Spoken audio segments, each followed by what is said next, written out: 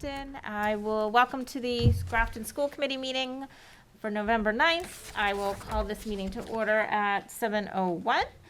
I am sitting in for our chair, Amy Marr, who is not here tonight, and I will see if there's any public comment. All right, hearing none, we're going to move right to general business. We are passing over CPAC tonight. CPAC has requested to just move the meeting. They had a family emergency, so wishing them the best, and they'll work with Amy and Jay to come at a different time. So I guess I get to the privilege of calling up Bob Wall and Nicole McDonald to give us a special ed report. Thank you very much. Welcome. We really know how to pack them in. All right, so you'll notice I'm pretty direct, cut and dried, black and white, literally, so we'll just jump right into it. So these are the things it is that I wanted to give updates to the school committee, the CPAC, tiered focus monitoring, where we are with professional development, extended school year, staffing shortages, our fiscal year 23 budget update, and then we'll end up if you have any questions. But certainly if you have any questions during the presentation, by all means, you're more than welcome to interrupt. So starting off with the Special Education Parents Advisory Committee.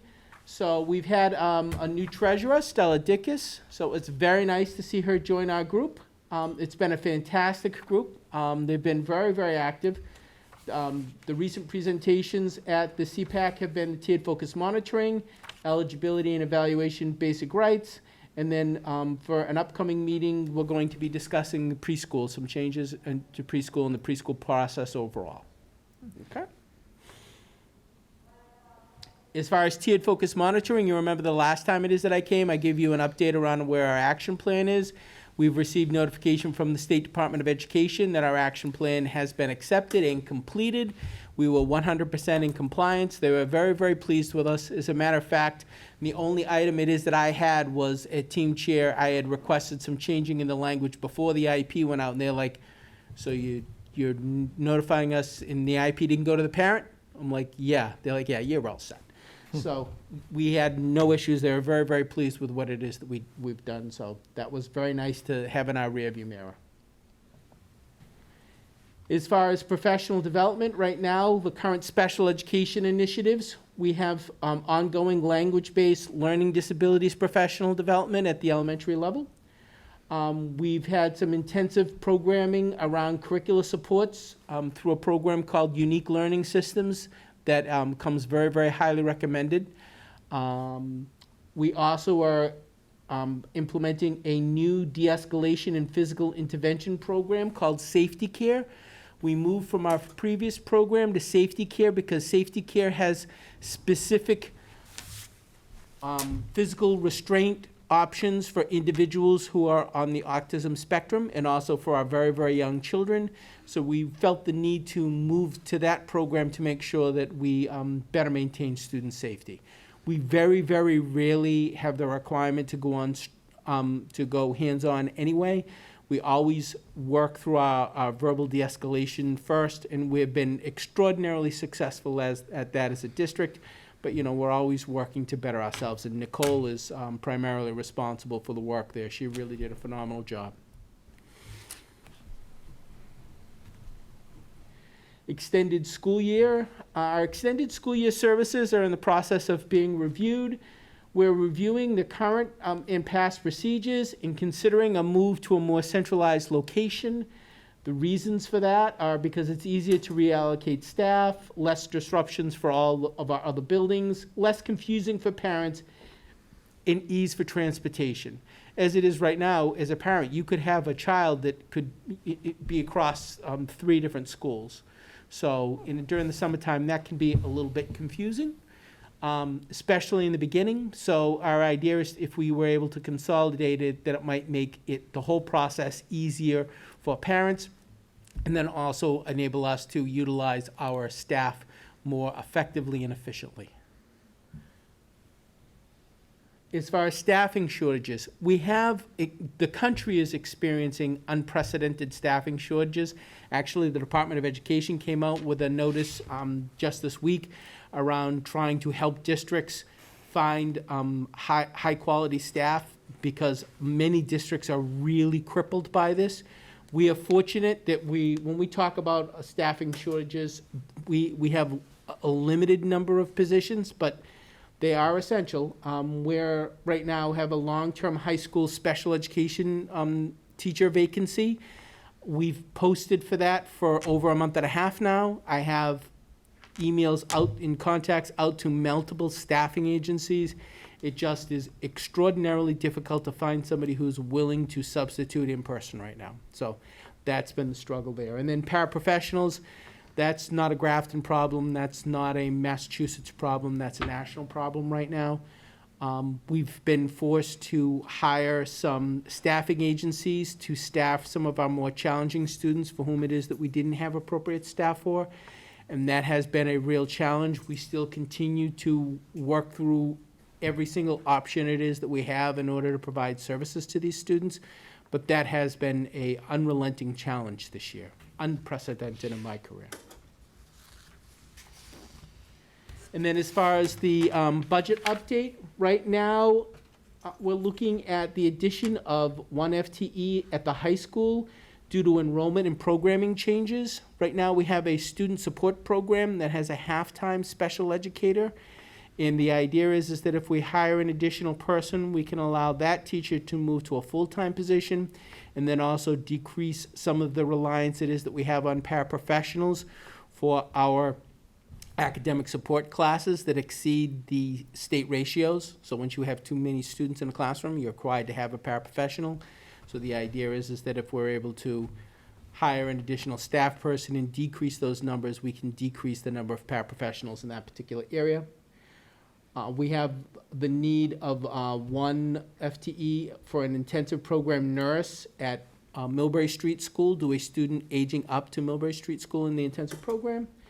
And then we're also monitoring 2 FTE potential special education teacher additions, and these really are affected by enrollment. One at Millbury Street School, we're watching depending upon how grade 3 enrollment moves there, and then one also at the middle school due to the large class it is that we have right there. We're monitoring the enrollment to see if we might need an additional teacher there. All right. Short, sweet, and to the point. Do you have any questions? Bob. Any questions from the committee? Liz? Yes, Liz. Sure.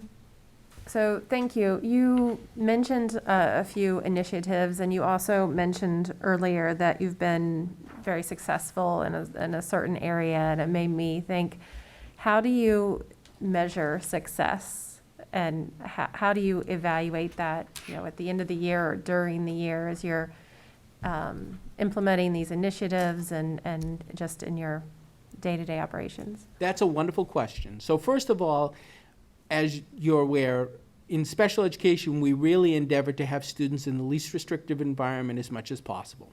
And that's not something that necessarily bears fruit today or tomorrow, but what the research has shown is that the more it is that a student spends time with their non-disabled peers, the better their outcomes are when they graduate. They're more independent, both with their employment, with their housing, they're more appropriately employed. It really is important. And so that is one of the ways in which it is that we measure success, is us being able to effectively work with students who are in the general education setting. And then the other way, of course, is through our IEP development. As we collect information on goals and objectives and monitor the students' progress through the system, students it is that are making progress, able to exit the IEP or be able to decrease the number of services they are all different metrics it is that we use to measure performance and success. Okay, thank you. Absolutely. Jen? So you mentioned maybe hiring another full-time teacher, and maybe so it could kind of help shift some of the paraprofessionals in the classroom. That you were talking about? So let me explain that a little bit more. Okay, I just didn't understand it. Yep, not a problem. So right now, if you're in a classroom with a special education teacher and it's only special education students, that is what is known as a self-contained classroom. Now, whether or not it's a academic classroom or academic support, that's the way the Department of Education looks at it. you're only allowed to have up to 8 special education students in a class such as that. If you exceed 8, you're required by law to have an additional paraprofessional, which allows you to go up to 12.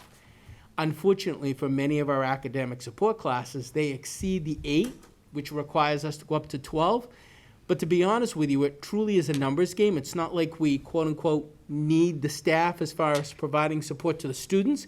It's just that this is what the law requires, and we endeavor to be in accordance with the law, so that's what it is that we do. If we were to able to get this additional FTE at the high school level, first of all, as I said before, it'll allow that teacher that's only part-time in the student success program to be full-time in that program, supporting our students that are most at risk at dropping out or needing to go to an out-of-district placement.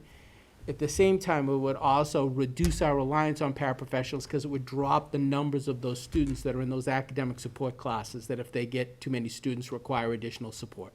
Okay, no, I think I misunderstood. I was thinking you're taking them out from the inclusion. Oh, That's no. wh- That's why I wasn't sure what Yep. that meant. Did Then that I- help explain? No, exactly. Yeah, I wasn't thinking of academic support. Then the other question I had was the staffing shortage. Like, what are we doing or what can we do to help the staff so that they're not getting burnt out from the shortage? Yeah, so we've all taken our turn at being bus monitors, one-to-one staff, and the like with that. I continue to be in close contact with the staffing agencies. That's not our optimal option because those staffing agencies do have fees it is that make those staff expensive. But we are continuing to work not only on our traditional platforms, but also expanded to other platforms within which to recruit people. Typically, Grafton is a place that we are known for getting people who have experience from working in other systems and come to Grafton. We're a place that people really like to work. It's just right now, people just have decided that they're not interested in doing this work. And So- I think we've had a lot of conversations with building principals as well on, how do we boost morale? How do we make it so that, people want to come to work every day and people aren't feeling discouraged with the stress that we're all kind of feeling about filling in here and trying to find substitutes, which we're very low on currently as well. So I think that that's been the real conversation is like, how do we work to kind of build that morale? And I think each building principal, depending on your population of staff, has different ideas for what that might look like. So Bob and I have really been kind of supporting that front, because it's not just in special education that we're having shortages. We're having shortages in our regular education staffing as well. So I think we're kind of backing them, anything we can do to help them build that morale and boost that feeling of a real community. With regard to our special education staff, like Bob said, we've all been kind of filling in, we've been showing up and, being available to them if they need it, if they need an extra break or they need some time to kind of decompress and feel less stress, we kind of hop in and help out on that front. And I feel like they have appreciated that, but it's definitely a larger concern than just special education. So we've really been coordinating with the building principals on that. I just know it's something they feel everywhere, so I was just Yes. curious, because I know For they sure. also have, because you have so many meetings, you have more time limit, like constraints than I would as a teacher. Yeah. So, I don't know, I just kind of feel that I would feel a bit more so. Absolutely. If I could also highlight, we just had another sub-orientation last Friday. We had 6 additional subs at that orientation. We've actually, just today, I met with a new paraprofessional. So although we're saying shortage, I just want to make sure that I put that in perspective in that in Grafton, our shortage might be one long-term Right. special education Right. substitute versus some other districts that have 8, 10 teachers out there that they're short. I mean, I'm hearing all the time on our listservs about math teachers and high school teachers that we don't have. So the fact that we have one long-term Right. sub special education teacher, although, we don't have that special education teacher, our faculty are definitely stepping up and filling in those needs. So I just want to make sure that I put that in perspective. Yeah, it is a matter of perspective, absolutely. Any other questions? Liz? Yeah, unless anyone else does. So kind of bouncing off of the questions and answers that you just had, it sounds like people are stepping up and people are filling in, but I just wondered what your perspective was in terms of how the staffing need and the availability of resources that we do have when, we're stretching as far as we can and all that. How do you think that plays into what we're able to provide to the students and how that might play into decisions as far as what we're able to provide to them, what we're able to agree to in their IEPs and things like that? So we make our IEP decisions based on student need, always first, last, always. So, that's always our first starting point. Again, we've been fortunate in which it is that, we have here in Grafton much more than other districts have. So while it is that when we talk about staffing shortages, there are literally school districts that are surrounding us that are missing teachers from the beginning of the year. General education line staff, special education high school teachers, general education teachers. So, again, perspective is important in that. Our staff are extraordinarily resilient. They're very, very hardworking. And, we're continuing to do the good work it is that we do every single day. And they really have risen to what has been at times a challenge this year, honestly. So as far as affecting our programming, I wouldn't say that has been the case right now. I think that what happens, though, is that, people just go home and they're like, oh, God, I've never come home and been so tired in my life. It does take that kind of a toll on people, and which is why it is that, principals have been working in and talking about wellness and those sorts of things. And I have those same conversations with my team chairs because it's important to have a good life-work balance because that's how it is that you're able to be successful. So a lot of it has to do with reminding people that they need to take care of themselves. You need to go home, they need to unplug, they need to relax. Those are the keys. And I think also from a special education standpoint, we really use like our progress reporting periods to explore kind of trends in data for individual students, whether there is concerns with their progress or there anything like that. And we're still fairly early in the year at the beginning of November. So I think we're still we've had one reporting period in October for our elementary level, and one reporting period for our high school level so far. So we're still kind of monitoring that, and taking a look at any trends that might come out of those progress reporting periods or that data collection. I think that luckily our caseload management has been similar to most years. So we haven't seen a kind of drastic rise in our caseloads for a lot of our service providers and special education teachers.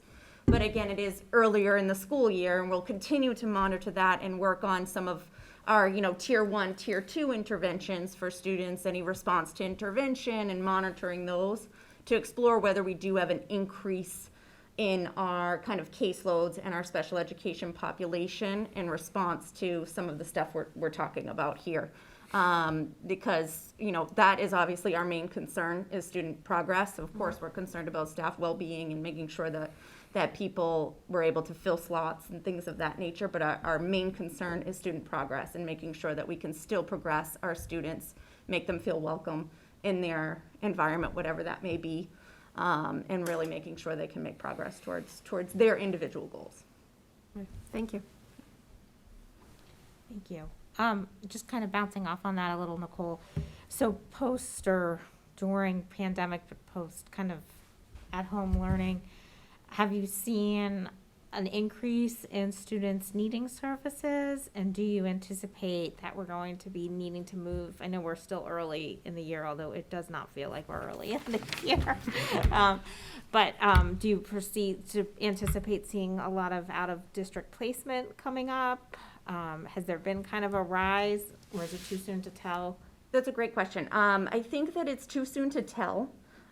We're definitely monitoring, especially our students' social emotional well-being. And any students that maybe potentially have developed, symptomology of kind of an emotional disability through really partly the trauma that we experienced that is a pandemic and living through a pandemic. So we're definitely exploring that. It is a little early on that front, but that's something that we are trying to instill with our special education teams, that we need to be mindful of that piece, or if we're noticing any additional areas of concern that maybe weren't a concern for a student pre-pandemic, that we're looking at that, addressing that, evaluating it if we need further evaluation, and really driving our IEP to hit those components as well. Do you think the team needs any additional training since some of this is so new for everybody? So- Is there things we could bring in or help with? So we provide, there's a lot of resources out there, particularly in this area, both from DESE, from Math Youth Partnership, from the Bright system. There's a lot of trainings out there. As a matter of fact, at times it can feel like training overload. So it's a matter of, giving staff the opportunity to explore what it is that they feel best meet their needs. I would like to highlight that this district in particular has been very, very proactive around the social emotional needs of students. When you think about our middle school level, at one time they had one adjustment counselor and they had one half-time school psychologist. There's a full-time school psychologist, a full-time school adjustment counselor, a new social emotional support program, and a social worker who moves between the middle school and the high school to support both of those programs. So that's an incredible amount of support. In addition to that, in the past 2 years, we've added 2 school adjustment counselors at the elementary level.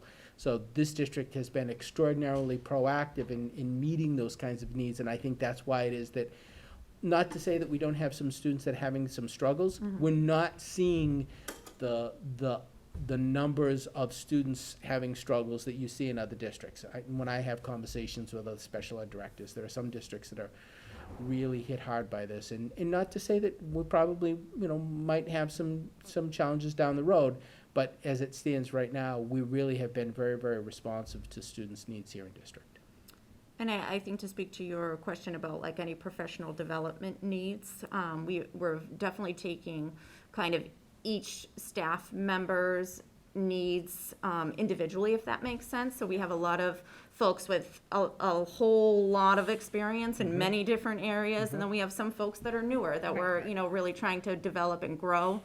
So we're when we get resources, we kind of shoot them out in maybe targeted ways to individual staff members to say, this might be helpful. I know we talked about this, like this is something that could be a good resource for you with what you're navigating, but it's a lot more individualized to the staff member. And partly when we're talking about like staff burnout and things like that, we want to make sure we're not also overloading Right. the staff members. So we're trying to find that good balance, which is not always easy, between, throwing too much at individuals and making sure that it is targeted and beneficial for them and not forcing people that maybe are past in their experience the level that might be introduced in whatever professional development. So we're really trying to target that to the individual staff members. Excellent, thank you. Any other questions from the committee? Well, you threw me a softball, but I remembered it's School Psychologist Day today, so happy School Psychologist Day. That's a good lead-in. Anything else? Well, Bob and Nicole, it is always a pleasure to have you. Thank you very much. Thank you both. And keep up the good work. I think what we're hearing from the questions from the committee is that we are obviously all concerned about our staff and how we can help them during these times. So pass that along, please. Yes, Absolutely. definitely. Thank you very much. Thank you. All right.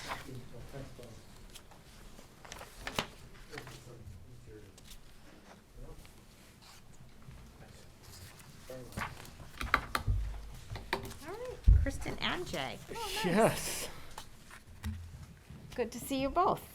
to see you. So we're going to talk about vaccinations.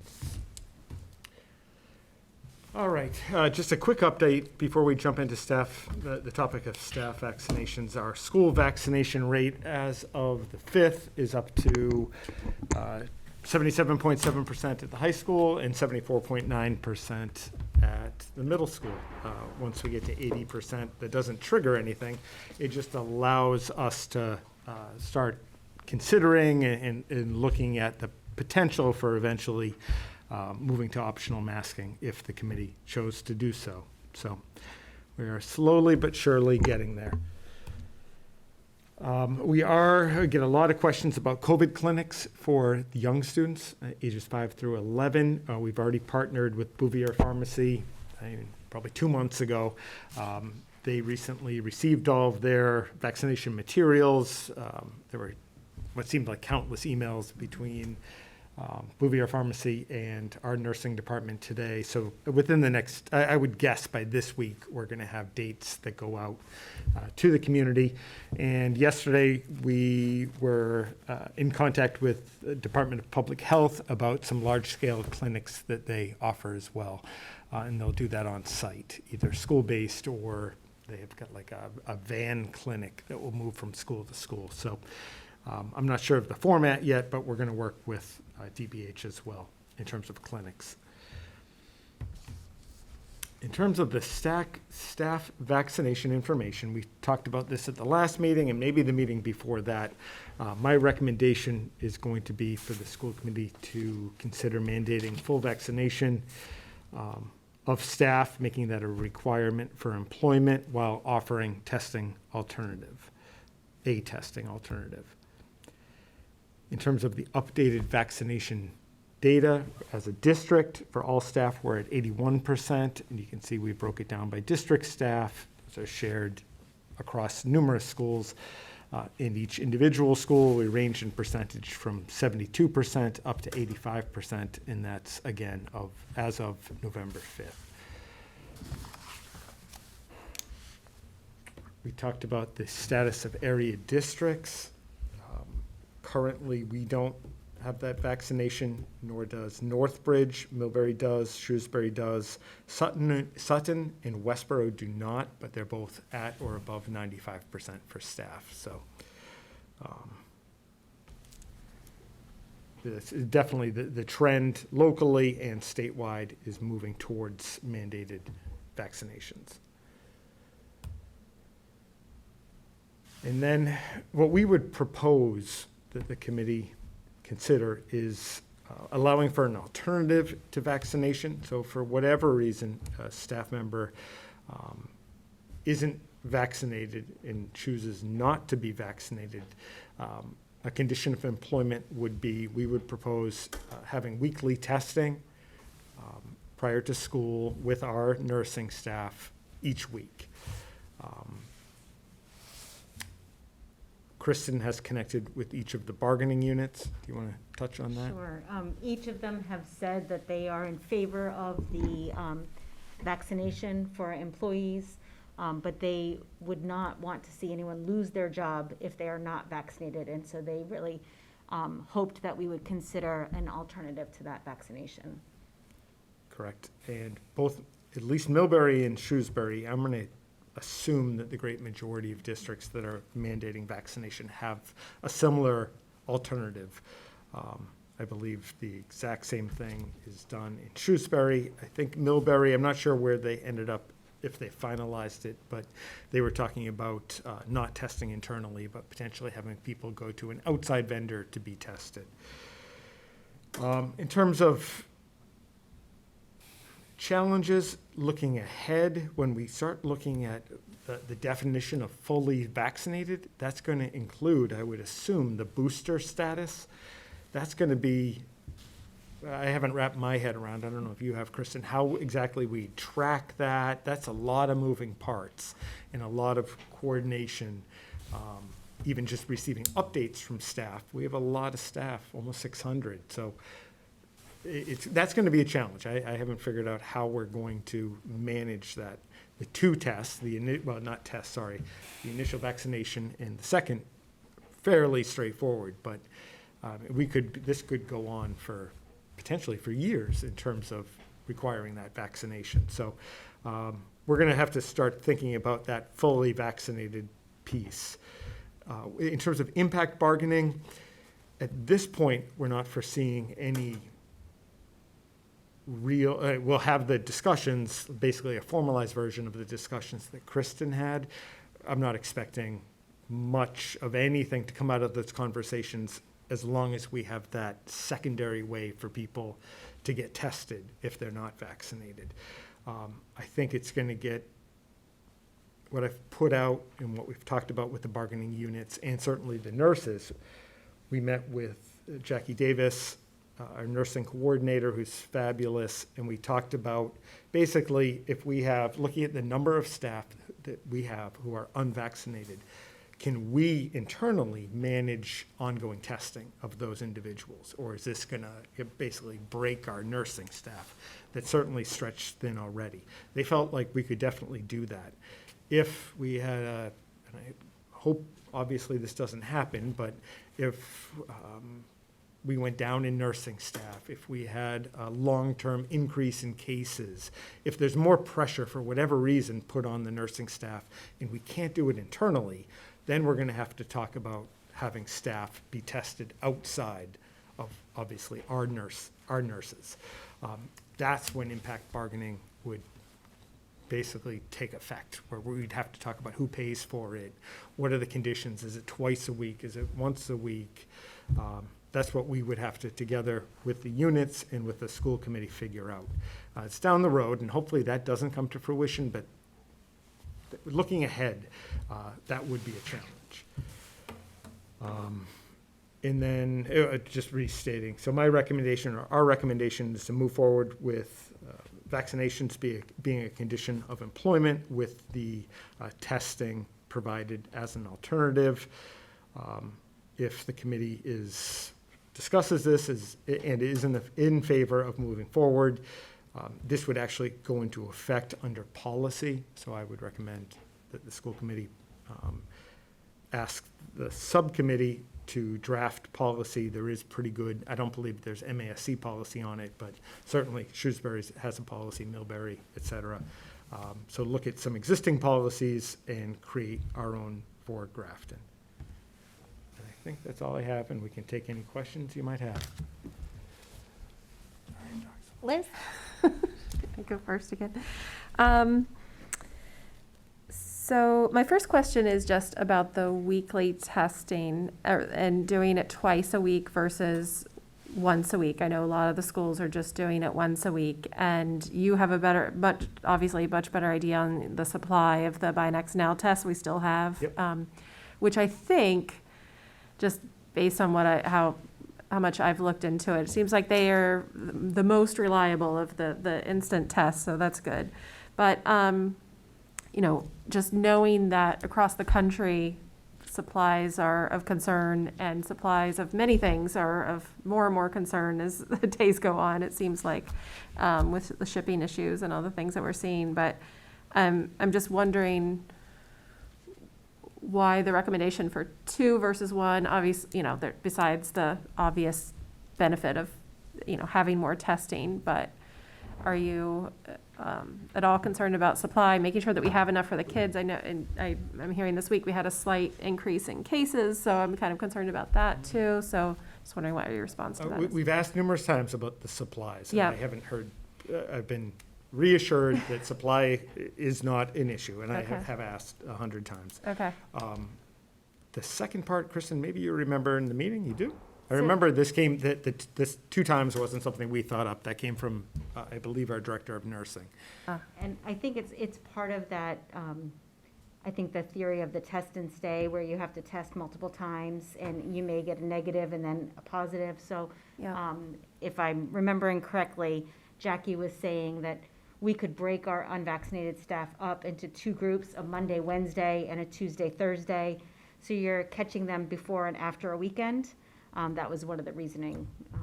And the more times we test, the better able we are to catch it early. Sure. And what time, when would they, what's the plan as far as when they would do this? Would they have to come in early to get tested, or would they be missing classroom time, or what's the? Correct. They would, by contract, they have to arrive prior to the students Sure. arriving. But there's enough time where they would immediately go. They'd have it worked out with the two different groups if we broke it up that way. I mean, we don't want a line, out the door waiting for people to be tested. So we would set it up in a way, minimal wait time. They're going to wait essentially that it's 15 minutes.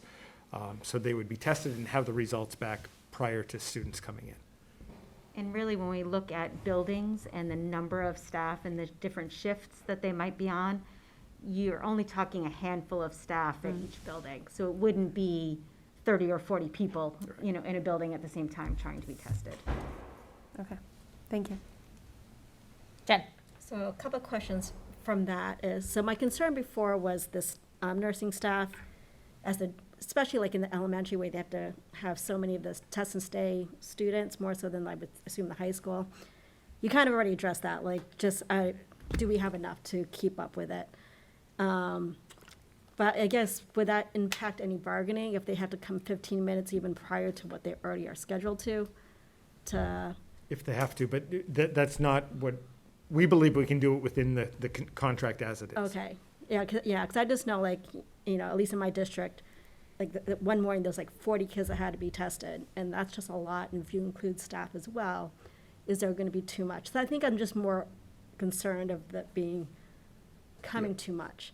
All the staff testing will take place before students are even in the building. Okay. My other question would be, I know before you mentioned that the nurses can gather the vaccination data of students from, like, the portals. Can they get that for the staff as well, or is that, like, separate, like, the staff has to provide it, and has everyone really provided everything that they're supposed to? I don't know. Do you want to answer? No, you can't. So, the way that we've had staff provide information is by providing a copy of their vaccination card. So, in terms of, has everyone provided it? No, it's been a voluntary, piece up to now. And then your second question was? No, I think I was just wondering, like, before, it was really you pretty much answered it. I was wondering, because I know they were able to access some student info, Yeah, but I didn't know if everything from the staff info yeah. had to be provided by the staff. the staff Correct. does. Correct. So I guess I'm wondering, even with some of that numbers, how true are those numbers if they just haven't gotten there yet? Right. We anticipate there are more that are vaccinated, that Right. we just don't have accounted for yet. Rolf? Jay, I did receive the memo last week, but do you have a latest update on the number of COVID cases among students? That's a good question, Rahul. This week, off the top of my head, I think we're at 10 cases, 63 since the start of the school year. Oh, And that okay. includes, there were a handful of staff in there. That's everybody Included. in GPS, maybe, off the top of my head, maybe 5 staff members in Okay. that 63. Is there any plan? Some parents asked me, they're not receiving emails, so is there any plan to send the emails again, or? No plan to send out the emails. Every single day, I update the GPS dashboard. Okay, And that breaks it down by school, and that's done every single day. okay. And where's that located? Can you On the remind? GPS website under COVID-19. Okay, so if people have questions, we can direct them directly. In the to next web- newsletter, I'm happy to reconnect people, but if I don't update it, I hear about it. It's every day, including the weekends. Liz? One more. Do you have a recommendation as far as timing, if we take this back to the policy committee and try to draft something, if that's what comes out of this meeting today? I know I was doing a little digging today, and I noticed that Northampton was, I think, one of the first schools to mandate vaccines, and they decided in, I think it was the beginning of September, and then they gave people till October 22nd or something like that to get vaccinated, which, I don't know, seems a little bit tight. And I went online to see how soon people can get appointments, and they can within a few days. It looked like by just looking on like CVS, for example, people can get appointments by Friday, but that's if they, would go home right now and make an appointment. So I was just wondering what you were thinking, or if you had any ideas in terms of what you might expect or hope for in terms of a deadline to get everyone vaccinated. I wasn't set necessarily on anything. I was thinking at least 2 weeks after it becomes finalized. So if at the next meeting, and this is jumping ahead, but if the school committee put in policy to mandate it, or at least did a first reading, I communicate out to staff that this is coming. I give them an initial heads up, then 2 weeks later, it becomes official. In total, they've had at least 4 weeks to get vaccinated. In my mind, that's fair, but if the Yeah. committee chose to extend it, okay. Yeah, I mean, the only thing, they have to get 2 vaccines and then have, Right. so. And in the meantime, they there's- just have to get a test. It's not like they're losing their job, at least what we're Correct. talking about. So if Yeah. they weren't vaccinated, it's not like oh no, I've lost my job. I'm in the process, but in the meantime, I'll get a test. Yep. So we would start the testing at that, whatever time period we get, we would start the testing, or they were already vaccinated by that time? Or were you thinking starting the testing right away, as soon as the policy is issued? I'm While open to they get- anything. Yeah, we while didn't we wait for discuss them to that get with vaccinated. Jackie. I'm Okay. not tied to it one way or the other. Yeah, We didn't talk about that. okay, just wondering what the thinking was as far as implementation of that. Anybody else? I have a question, and I don't know if you can answer, but how long? Like, is this indefinitely that we would be doing testing year after year for people who aren't vaccinated? Do we have an idea on that? Take Or this is with a this a temporary- giant grain of salt, because Yeah. I don't know if I'm making this up in my head, but Okay. I thought Shrewsbury set the policy to last up to 5 years. Okay. I So, thought. okay, so Not I mean, that we'll would- do not that some, That means that's what we do, but they Right. were, instead of coming back every 3 months or something, they said, let's do it long-term, and then they could obviously revoke it. always step back. Yeah, yeah, I mean, it's hard to wrap my head around a little bit. I think kind of what Liz was getting at with like logistics.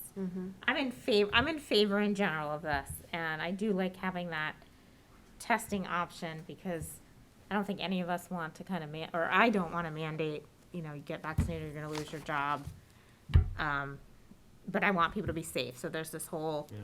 but, so eventually I feel like we're gonna run out of the tests that are, like, this is gonna go away, so are we gonna be on the hook for paying for tests? I think you mentioned that if we didn't have the test or couldn't, people would have to do it on their own.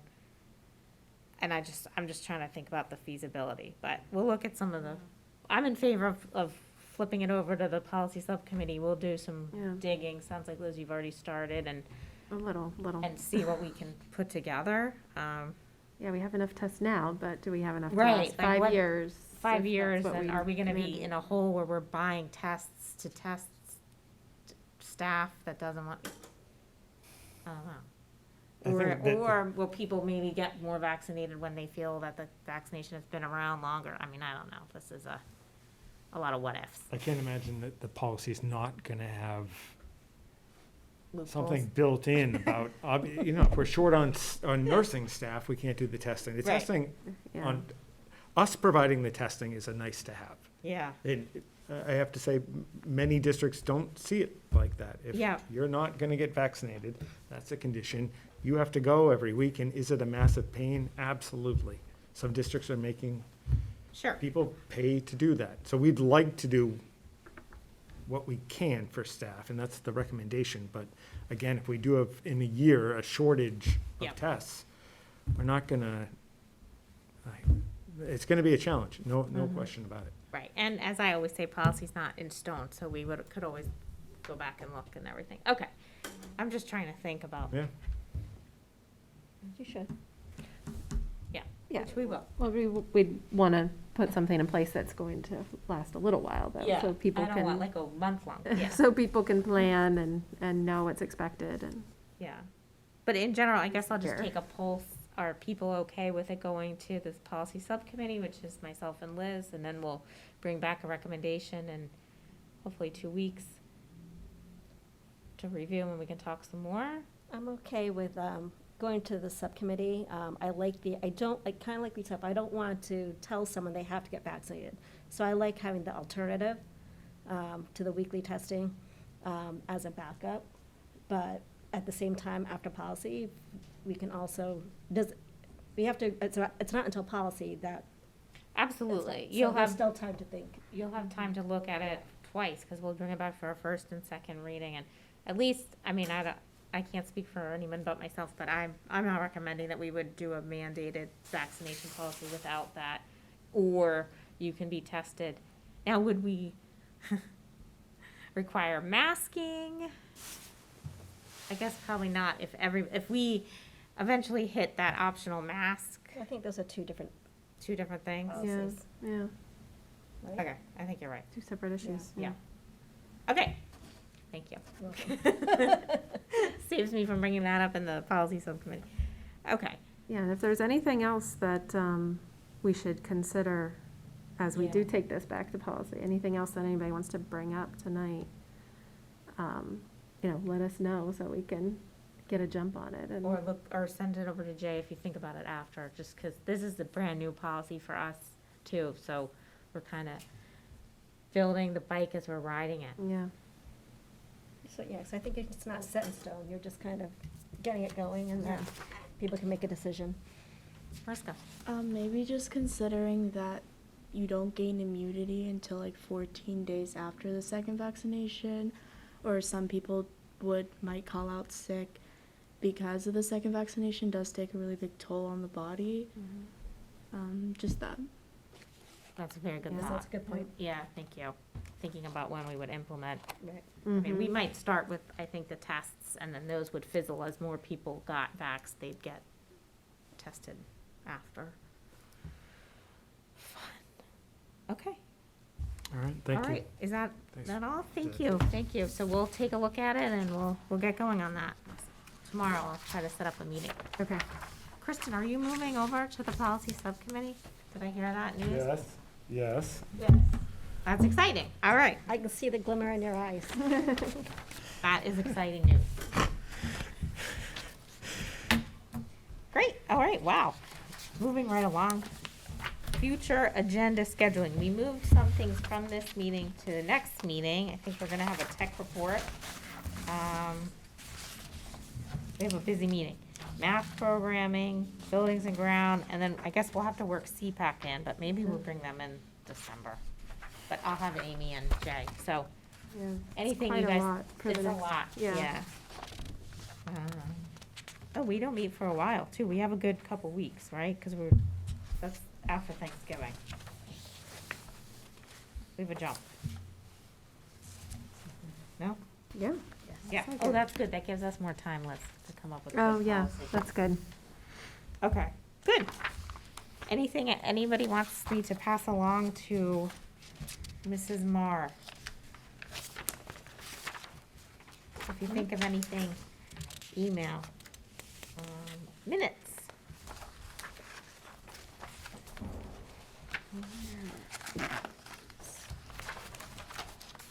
Did we just have the one, didn't we? Weren't we supposed to have the other ones that we didn't? Are they in the online? I only saw the one. I only saw one too, but remember, Liz, we didn't pass the minutes because they came in, I think we're still missing some minutes. Well, At we'll our have last to- meeting, they came in late, so we agreed that we were gonna, Oh, yeah. yeah. I think you're right. I didn't catch that, I'm sorry. I didn't either. Caught it. Oh, Anyway, yeah. we'll bring them next time Next time we'll have to make this sure we is- get that, yeah. for our last meeting. So even if you weren't here, you can vote on the minutes. That's what I was gonna ask. Yep. Like, does it, I It's was wondering okay. if you needed it for the. Yeah, we will need it. Okay. You don't have to abstain. Madam Chair, Mrs. Spinney. I move that the school committee approve the meeting minutes from October 26th, 2021 as presented. Second. Motion been seconded. Any further discussion? Hearing none. All those in favor? Aye. Aye. All those opposed? Any abstentions? And one abstention. All right, thanks. All right. Warrant. Madam Chair, Yes. I move that the school committee approve of warrant number 20 dated November 10th, 2021 in the amount of $457,069.21. Second. Motion made and seconded. Any further discussion? Hearing none, we'll take a vote. All those in favor? Aye. All those opposed? All right, motion carries. It's been so long since I've done this in public, I was gonna do a roll call vote, because I was so like used to. Yeah. I'm glad I don't have to. All right, wow, this is terrific. We have some policy. Liz, so since Rahul and Jen weren't here last time, if you wanna just kind of take them through. Yeah, if you sure. weren't- And it did include it a little bit better so people could see like the crossed out. That's perfect, thank you, that's great. So you'll see, I'm looking online, but I think you see the same thing I am looking at. We have 5 policies, 2 of which we are recommending deleting because we brought all of those together in what is policy EBCA. So that covers our emergency plans, and it subsumes the covered language in both the threat assessment policy and the regulations and procedures for bomb threats. The EBCA policy was adopted from the MASC policy, so we're replacing that as well with new language that we think encompasses everything that needs to be covered under that policy in one, to make it more clear and more user-friendly by those who would need to reference this policy. I don't think we had any discussions about it really last No. week and didn't change anything, so No. nothing to Amy mention liked there, it. but let me know if you have any questions. So that's the first 3. I can continue going through, or we can, do you want to entertain a vote separately, or you want Let's to just go, yeah, keep going through? Okay. going through. So then we have policy EBCE regarding school closings. And as soon as I scroll down to that, this is also being presented for a second reading. We just made minor changes, if I recall correctly, to this one. We changed the language about extending, let's see, where is it? The 2-hour thing. Oh, maybe that's on the next one, sorry. We just wanted to, let's see, well, I'm trying to remember, sorry. Delay. Now I'm trying to remember what we changed Wait, on this. I think it was so minor, I'm not Yeah, remembering that's now. okay, because they see the, This is so the policy, you have it in your packet, you can see what it is. Sorry, I'm Yeah, blanking no, on this what we is the changed. I cleanup. think For they were emergency- so minor. emergency closing, I think we just added including widespread illness. That was it, okay. Yeah, so we yeah, just added, thank we you. didn't want to just limit it to a pandemic, but in case there was, say a stomach bug outbreak or or something where we had the Yeah. majority of students or faculty out or staff out. We closed for flu before. Yep, we have, and we brought that up. 2008, I think we closed for H1N1. Yeah. I don't know about flu, but other schools have. Yeah, well, and you could definitely not have enough staff to open, so. Yeah. We just wanted to make that a little clear, but we didn't want to specify pandemic, so that was our recommendation. And then the last one is the one that I was referring to when I was talking about the 2-hour bit.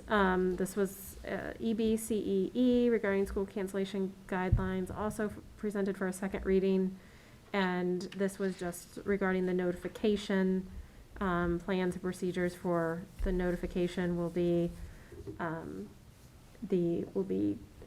implemented by the superintendent. And the thing that we changed was just referring to a delayed opening as up to 2 hours.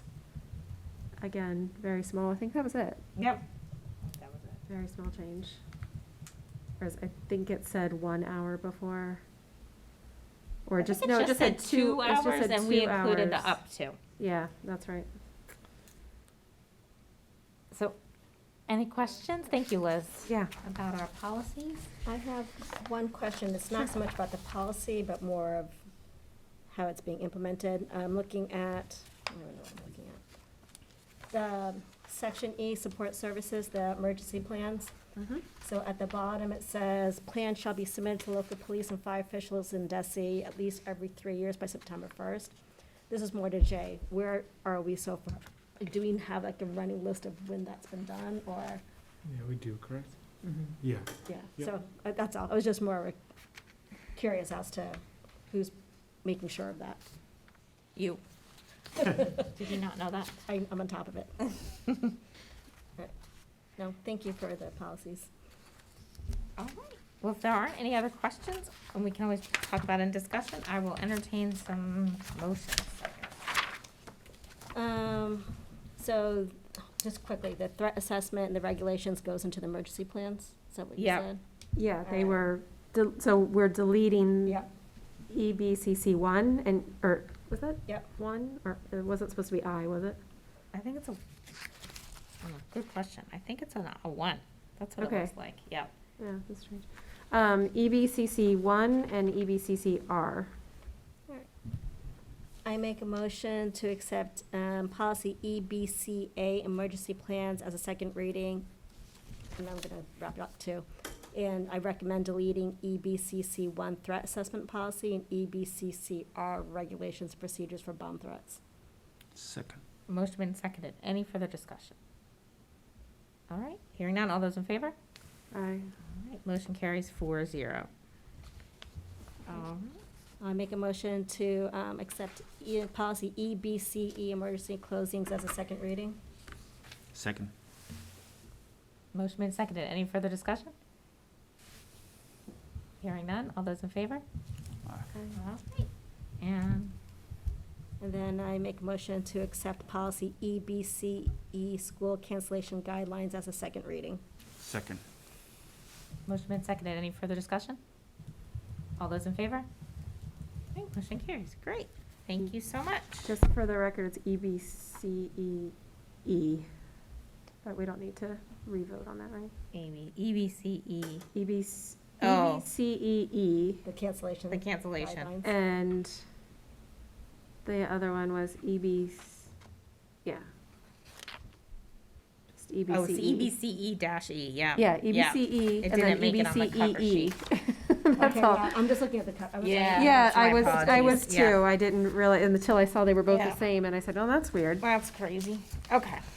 Thank But you. I'm sure it's still fun. I think it's, yeah, We knew what we were voting on. exactly. Okay. Any member reports? I will report.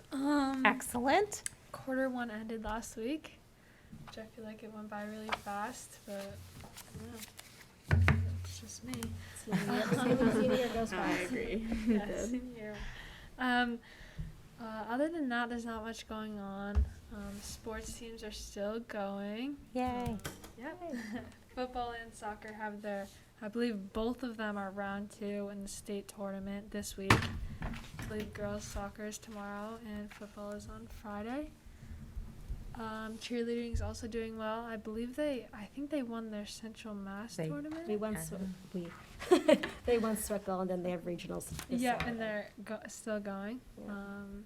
And I think winter sports is starting to practice, so that's very exciting as well. Great. Nice. Rose? We had the costume concert last week. It was really fun. It was a great hit. It was nice to be back out there to perform in front of people. And Grafton High School is presenting the play Murder on the 518 next week. It's Friday, Saturday at 7 p.m. and in the auditorium, and then on Sunday it's at 2. I recommend you all go. Are you in drama? I am, yeah. It's really fun. What are you gonna do for the play? I am casted as a role. Her name's Holly. She's a professor. Nice.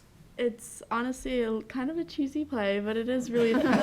I mean, I'm gonna be honest, it is, but it's really fun to put on, and it feels more normal compared to last year. Because last year we did Midsummer Night's Dream, and it was really fun. but it was also just completely different than how normal theater goes. But this year, we're getting back kind of in the groove and getting great. things done. It's really nice. That's great.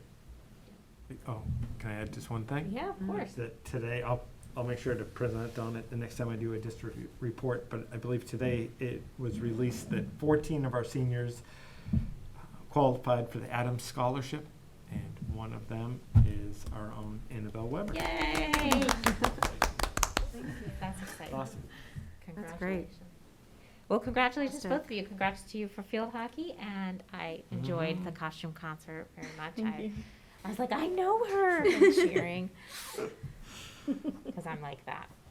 She's on school committee with me. I didn't do it too loudly, so don't worry. It's fine. You know, love the support. Yeah, oh, 100%. Anybody else? What? Did you do something You fun? had something good. Did I do something fun? Yeah. What? With North Grafton Elementary School? Oh, community, oh, well, North yeah. Did you go as a school I committee did. member? Yes. Yeah. Yeah, I wasn't thinking about that. Yeah, I attended, I attended Community Reading Day on behalf of the school committee at North Grafton Elementary School last week, and it was lovely. It was nice to be able to be back, and I've planned a lot of community reading days, but this was the first time when I was an invitee, so it was an honor. It was Pretty very nice, right? What'd you it was read? fun. I read Mossy by Jan Brett. Jan Brett was one of my son's favorite, or probably the favorite author of my son when he was in first grade. And he was in Mrs. Carr's class, and I was reading to Mrs. Carr, so I knew she liked Jan Brett as well. And the kids were very, very sweet, and it was a pleasure to be there. Nice, thank you. I was very sad to miss it this year. But I missed it because I hope I I did was you justice. away at MASC, which was actually one of the better ones I've ever been to. It was a terrific conference. I almost said concert. There was some singing. And I did learn a lot. I don't even know how to sum it all up. But a couple of somebody asked me, Joyce from Air Sharon, asked me at the end, she said, I'm going to ask you, what are your takeaways? And I said, a couple of my takeaways are, people are having a hard time. This is a hard year all around, from school committee members, superintendents, everybody. And I think it's okay that we acknowledge and accept that this year is a challenge. And I focused a lot on the diversity and equity tracks that were there, because that's something that I've been pretty passionate about and wanted to learn more. There were lots of other tracks, but I got to sit in on a couple. One was talking about beyond changing your mascot and your graduation gowns, what can you do next to continue on? And I will say I'm very glad we don't have to change any school names, because a school committee member from Framingham talked about how they changed theirs from Woodrow Wilson and all that they had to do. So I'm glad that ours are just named after streets or the town. So that's nice.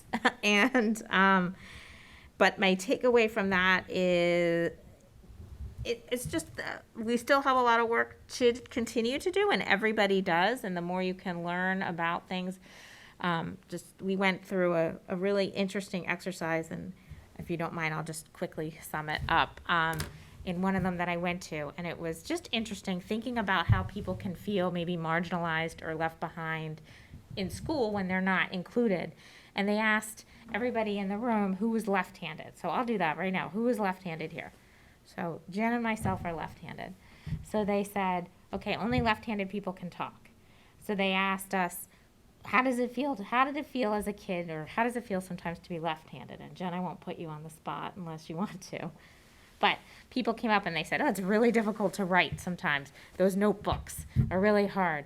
I said, I didn't have scissors when I was a kid. I had to go around every day looking for scissors in my school. We only had 2 pairs. So if we had to cut in elementary school, can't use the pencil sharpener at school. Those desks, I don't think we still have them, but when we were growing up, we had them. It was on the right. So you had to and you would fall off. So all these things. And it was a simple conversation, and obviously being left-handed I'm not comparing that to some other things. And then they said, okay, what about the people who are right-handed? What do you have to say?" And the room was quiet. People were like, "I've never thought about being right-handed because the world is kind of set up for me." And it was just a very like simple, kind of interesting way to think about how when we're in a school, like what's on the walls? Is it all just the US presidents who are all, with the exception of one, white man? So things like that to think, really bring home and kind of think about like what are we excluding when we're talking about inclusion. So obviously I sat through 45 minutes, or an hour and a half or whatever. I'm certainly not an expert, but that was one thing that really just kind of stuck with me. And I actually forwarded the information about the vendor who was there to Jay just to look for, because they did some great trainings that maybe just to think about down the road. I was our delegate. Thank you for the honor. It only was 2 hours, so it was great. Everything did pass. The resolutions all passed. The one that we were voting against was the electric busing. That did get the most opposition, and same kind of concerns, the cost, especially for the regional districts. I do think it got folded into the infrastructure bill from the federal government that passed the House. So we'll see what happens with that. But that was the talk of the conference.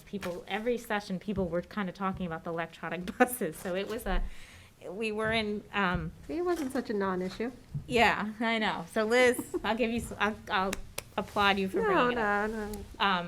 So I did vote no on that, as the committee directed me to. So other than that, I mean, I don't know, I can't sum up 3 days in 5 minutes. It would bore you all, but I was very glad to get to go. I did really make some great connections and talk to a lot of people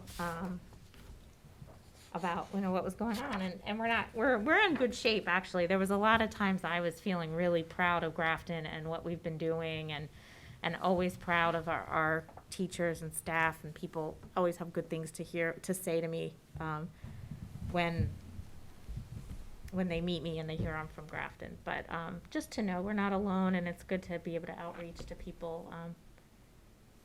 And we did do the Division 4, which I'm on the board for. I'm the secretary, and that's our division, which is the largest division. It goes from like the top of Massachusetts all the way down to Rhode Island. So we have a lot of districts in it.